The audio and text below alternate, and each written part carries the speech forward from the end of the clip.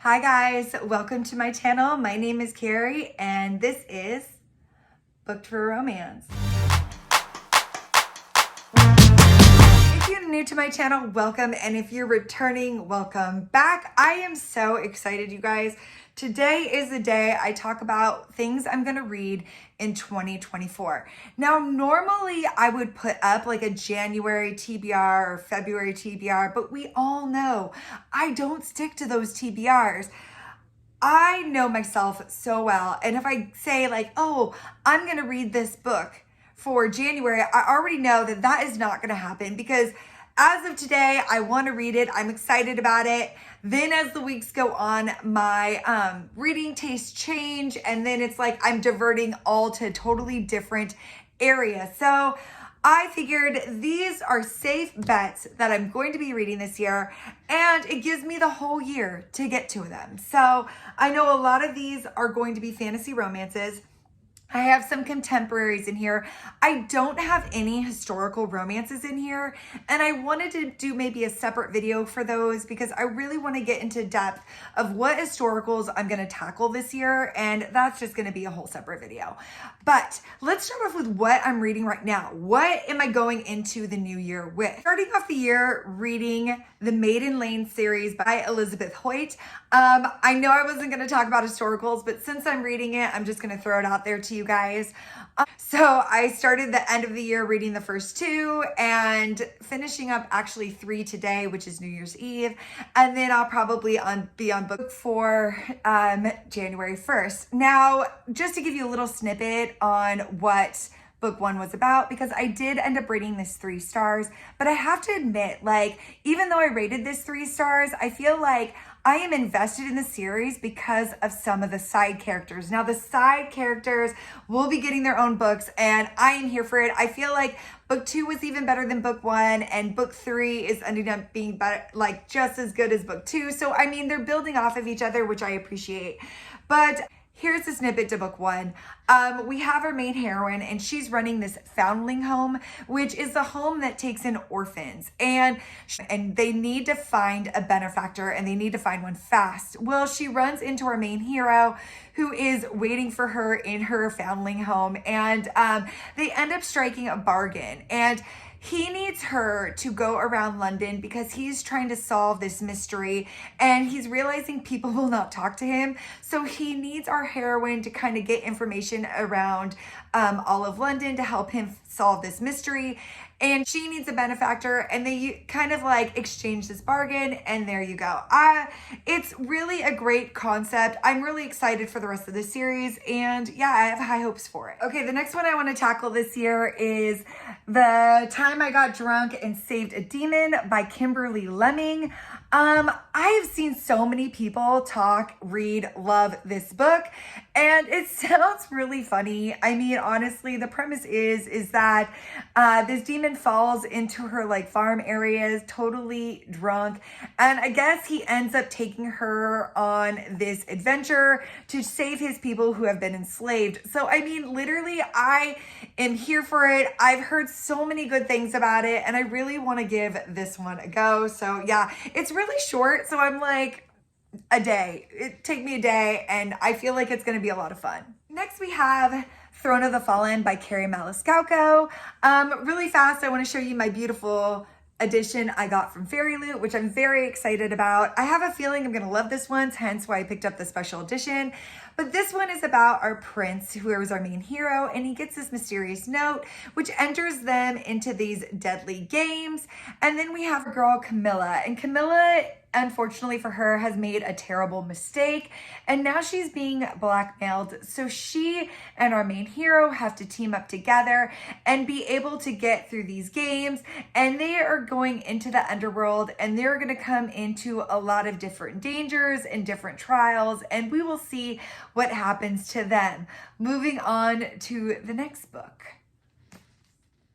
Next, we have Hurricane Wars by Thea Gonzon. We have 2 opposing enemies with opposing magical abilities, throw them together in a hurricane wars, and this is the book you get. I'm really excited. I've heard a lot of good things about this one. I hear it's like a Renlo type of like fanfic. I'm here for all the fantasy, romantasy things I could get my hands on this year. Next we have Threaded by Tay Rose. We have our main hero, Maria, and she's been waiting her whole life to turn 21 and to have freedom. Unfortunately for our main heroine, she's been summoned by the queen to come into court. And when she does, she ends up being pulled into a lot of political games and politics that she is unprepared for, while realizing that the world is under attack and she's running into this magic that will supposedly save the world. And then we have our main hero, who is from a disgraced lord, and I think they have to work together to save the world. That's what I got from the back, guys. It sounds really interesting. I really did love this cover. I thought it was really gorgeous. I haven't heard a lot about it, so it's fun to walk into one that just sounds good, you know? We have The Stars Are Dying by Chloe C. Penaranda. And I'm gonna tell you right now, this was 100% a cover buy. I was shown this cover by my good friend Tabitha. She is a person on Instagram. I'll link her Instagram down below. But she showed me this book and I'm like, yes, I have to get it. This gives vibes from Sarah J. Maas is what I've heard. But honestly, like, I was going to tell you a lot about this book, but the description is no joke, like 3 paragraphs long. But what I got from it is our main heroine is on the run from a cruel king, and she stumbles into our mysterious hero and they strike a bargain. Like literally, that is the way shortened version of what this is about. I'm really excited if it is like some sort of like Sarah J. Maas rewriting. I'm not sure, but I'm excited to dig into it. And honestly, the cover had me at hello. The next one I want to talk about is Luna Marked by Heather Renee. I picked this one up at the 2023 Seattle signing. I picked it up because honestly, she had such great covers underneath the dust jackets, and I was like, I was sold. And I had talked to the author and she had mentioned to start with this one in her world because I feel like some of the trilogies end up overlapping. So she said this one was a good one to start with.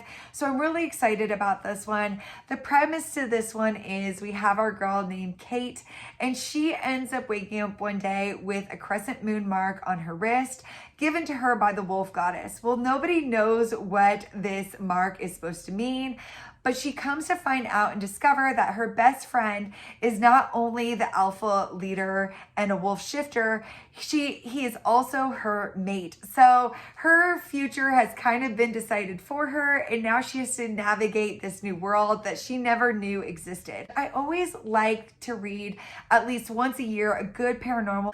When I purchased the book, it came with all 3 inside, so that's super helpful. So I'm excited to see what this is all about. Now getting into our contemporaries.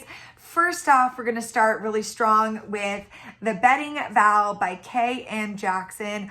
I had the pleasure of meeting her at Steamy LitCon, and she is just a treasure. And this book has all the things I love. Like, you have a marriage of convenience, you have a reformed party girl, and you have a guy that's been pining over her for a long time. Put all that together and you get The Betting Vow. It's been on my TBR now for a year, and I cannot wait to dig into this one. Next, we have Boyfriend Goals by Riley Hart. This was a gift from my good friend Desiree. She ended up gifting me this at Book Bonanza. I am determined to read this one this year. We have Milo and Gideon, and I'm really excited because our hero Milo inherits a bookshop and a roommate, and that inserts our boy Gideon. And I'm really excited because it sounds like forced proximity, it sounds like friends to lover, it sounds super sweet, super cute, and I cannot wait to dig into this one. Next, we have The Do-Over by Lynn Painter. The premise is that it's kind of like a Groundhog Day situation where our main heroine has to redo this day over and over again. Unfortunately for her, the day she has to redo is the day her boyfriend cheated on her, and she has to redo this day over and over again. But fortunately for a heroine, she runs into our main hero, I'm assuming, is our energetic Nick, and what happens if these do-overs end up stopping. So that's kind of what I got from the back. This one was recommended to me by DJ. I will also link his Instagram and if his YouTube channel is up, his YouTube channel as well. We ended up shopping together and he picked this one up, and I just loved the hearts, which sold me, but then the premise sold me even more. So I'm excited to kick into this one. Next we have The Dead Romantics by Ashley Poston. I have seen this a couple years ago. I think this was written in 2022 and I saw it everywhere, and I'm like, I've got to get back to Ashley Poston because I read her Geekerella and loved it. So I'm like, this year is the year I'm going to be reading a couple of her books.